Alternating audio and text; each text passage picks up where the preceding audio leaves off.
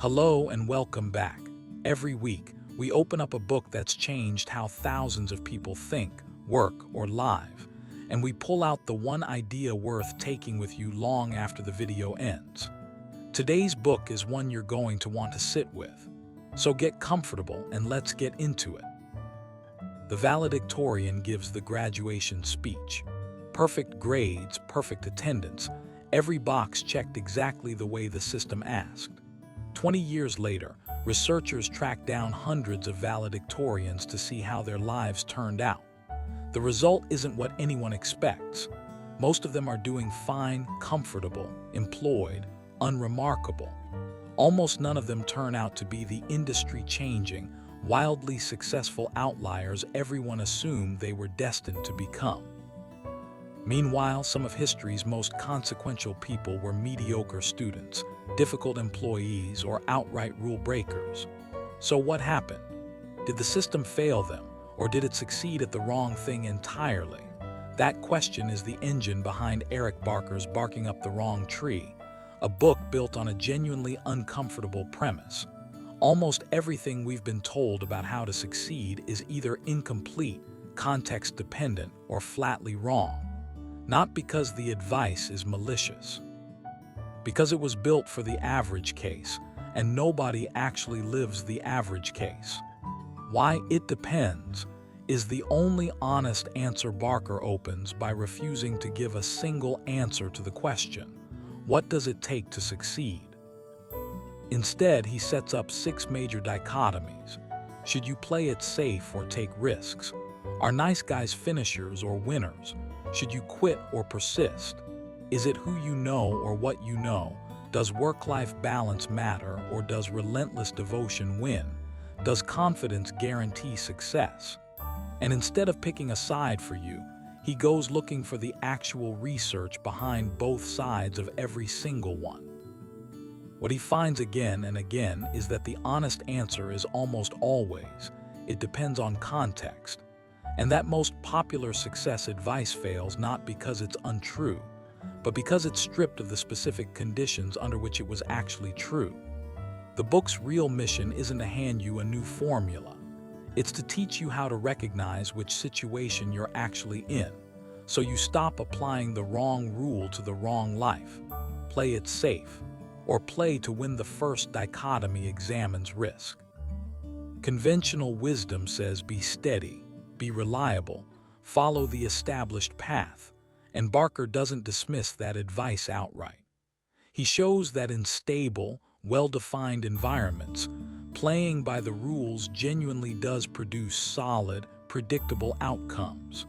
That's exactly why most valedictorians end up comfortable rather than catastrophic. The educational system rewards compliance and broad competence, showing up, following instructions, being good at everything a little rather than exceptional at one thing. And those traits map cleanly onto stable careers inside large organizations. But extraordinary outcomes rarely come from inside that same well-defined box. Barker points to what he calls the difference between filtered and unfiltered people. Filtered people rise through institutions by being agreeable, predictable, and inoffensive to gatekeepers at every stage, which is a fantastic strategy for climbing a stable hierarchy, but tends to sand off exactly the eccentricities that produce genuine breakthroughs. Unfiltered people, often odd, sometimes difficult, frequently rejected by the standard filtering process, are far more likely to produce something the world has never seen before, precisely because nobody smoothed them into conformity along the way. The takeaway isn't always take the risk. It's that risk-taking pays off specifically in unstable, winner-take-most environments, while steady rule-following pays off in stable, well-defined ones. And confusing which environment you're actually in is where most bad advice gets applied. Do nice guys really finish last? The second dichotomy is one of the most quietly important in the book. Barker looks squarely at the data on kindness and cooperation versus ruthlessness and self-interest, and the finding surprises a lot of readers. People at both extremes of the trustworthiness spectrum, the most selfishly ruthless and the most excessively, unconditionally giving, tend to do worse than people in the middle. The excessively nice tend to get exploited, taken advantage of by people who correctly identify them as pushovers with no boundaries. The ruthlessly selfish tend to burn every bridge behind them, and in any environment where reputation persists, which is most environments over any meaningful stretch of time, that catches up eventually. The people who actually do best over the long run are what Barker calls generous but not naive, cooperative by default, genuinely trustworthy, but willing to stop cooperating with people who prove they don't deserve it. He backs this with a simple, elegant strategy from game theory called tit for tat. Start by cooperating, then simply mirror whatever the other party did last. Reward cooperation with cooperation. Respond to betrayal with a single measured consequence, then remain open to cooperating again if they do. It isn't naive kindness, and it isn't cynicism. It's kindness with a memory which turns out to outperform both extremes. Winners never quit, except when they should. The third dichotomy takes on one of the most repeated slogans in all of self-help. Winners never quit, quitters never win. Barker dismantles it carefully rather than rejecting it outright, because the research genuinely supports persistence in specific conditions and undermines it in others. Grit, in the sense of sustained effort toward a long-term goal, is a real and measurable predictor of achievement. But blind, undifferentiated persistence, refusing to ever quit anything, regardless of new information, is a recipe for wasted years chasing goals that were never going to pan out.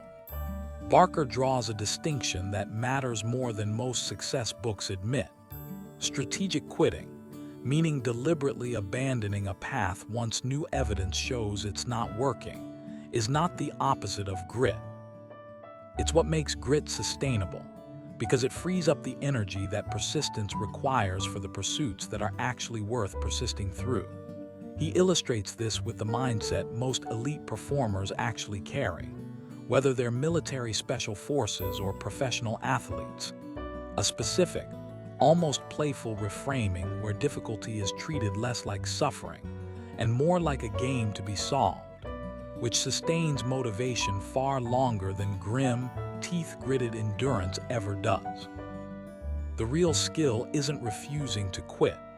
It's knowing precisely what's worth not quitting on and having the honesty to abandon the rest. Is it who you know or what you know? The fourth dichotomy examines networks against expertise, and Barker's answer here is less either-or than almost every other section of the book. It's both, working together, and neither one substitutes for the other. Raw competence matters enormously. The mathematical geniuses, the top comedians who spent a decade in unglamorous clubs sharpening material, all built genuine skill through years of unglamorous repetition. But skill alone, sitting inside someone nobody knows exists, produces far less than the same skill connected to the right relationships at the right moments.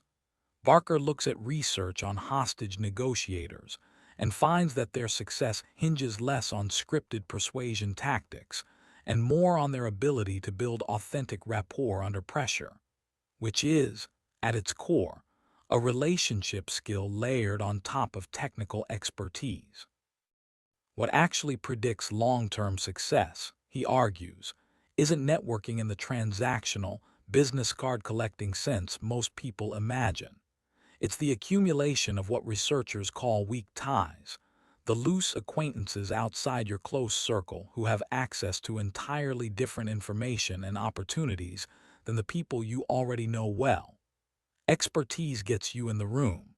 Relationships determine which rooms you ever hear about in the first place. Work-life balance, or all in. The fifth dichotomy takes on one of the most personally loaded questions in the whole book. Should you sacrifice everything for your career or hold firm boundaries around the rest of your life? Barker again refuses the simple answer, but he does something more useful than splitting the difference. He reframes the entire premise. He argues that the standard image of balance, an even split of hours between work and everything else, is itself a flawed model because a life is not actually made of interchangeable hours. Some seasons genuinely call for total, obsessive devotion to one priority: building a company, finishing a dissertation, raising a newborn, and trying to force artificial balance during those seasons often produces worse outcomes on every front than committing fully for a defined stretch, and then deliberately rebalancing afterward. What matters more than the hour count in his account is having clearly defined roles, knowing which parts of your identity, career, family, health, and so on genuinely matter to you, and checking in regularly on whether your actual time allocation still matches your own stated priorities rather than someone else's. Total devotion isn't inherently unhealthy. Total devotion pursued without ever pausing to ask whether it still serves your own actual definition of a life worth living is what turns ambition into regret. Confidence. Does it cause success, or just follow it? The last major thread Barker pulls apart is confidence, specifically the popular idea that believing in yourself is the prerequisite for achieving anything. The research is messier than the poster on the office wall suggests. Confidence does correlate with success, but the causal arrow runs in both directions and sometimes runs backward entirely. Real competence, built through real repetition and real feedback, is often what generates authentic confidence, rather than confidence being the magic ingredient that produces competence out of nothing. Overconfidence, untethered from actual skill, meanwhile, produces some of the most catastrophic decision-making Barker profiles in the book. People convinced of their own infallibility walking straight into entirely avoidable disasters. The healthier alternative he lands on isn't confidence in the sense of certainty. It's something closer to a growth-oriented self-image. The belief that your abilities can expand through effort and feedback, paired with enough self-honesty to actually absorb the feedback when it arrives, even when it's uncomfortable. Redefining success on your own terms. Barker's closing argument ties all six threads together into a single, deceptively simple point. Success is not one universal target everyone should be optimizing toward. It's whatever a specific person, in a specific season of their specific life, actually needs to feel like their existence adds up to something meaningful, measured across happiness, achievement, meaning, and legacy, not just the one dimension, usually career, that most advice quietly assumes is the only one that counts. He tells the story of a man widely regarded by everyone who knew him as extraordinarily successful by every conventional measure, and privately miserable because the metrics he'd optimized for his entire life were never actually his own. They were borrowed, inherited from family expectation and cultural default, never personally chosen. Barker's point isn't that ambition is bad. It's that ambition aimed at someone else's target, however impressively achieved, still lands you in someone else's life. Now, let's be honest, a book built entirely around six dichotomies runs a real risk, and Barker doesn't fully escape it. After enough rounds of it depends. A reader can walk away with a collection of fascinating stories and contradictory data points, but without a clear, personal answer to the question they actually open the book to ask. The framework is intellectually honest, which is exactly its strength and exactly its limitation. It resists the false certainty of typical success books, but it also asks more of the reader, who has to do the harder work of figuring out which side of each dichotomy actually applies to their own specific situation. There's also a real risk in how the outlier stories function rhetorically. Individually striking anecdotes about eccentric geniuses or unconventional leaders are memorable and persuasive in the moment.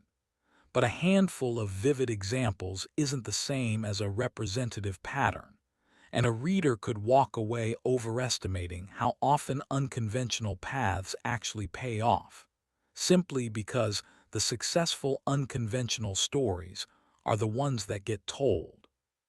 For every unfiltered outlier who broke the rules and won, there are far more who broke the rules and simply failed quietly, never making it into any book. Even accounting for that, the book's underlying discipline holds up well. Check the actual research behind advice before adopting it wholesale. Understand the specific context a given piece of wisdom was built for before applying it to your own very different context, and resist the pull of one-size-fits-all formulas dressed up as universal truth. The takeaway: stop asking which single strategy wins in general, and start asking which strategy fits the specific environment you're actually standing in. Play by the rules when the environment is stable and well-defined. Take real risks when it isn't. Be generous by default, but keep a memory for who has earned continued trust and who hasn't. Treat quitting as a strategic tool, not a moral failure, reserved for the paths that new evidence shows aren't working. Build genuine competence, but pair it deliberately with the relationships that make that competence visible to the people who can act on it.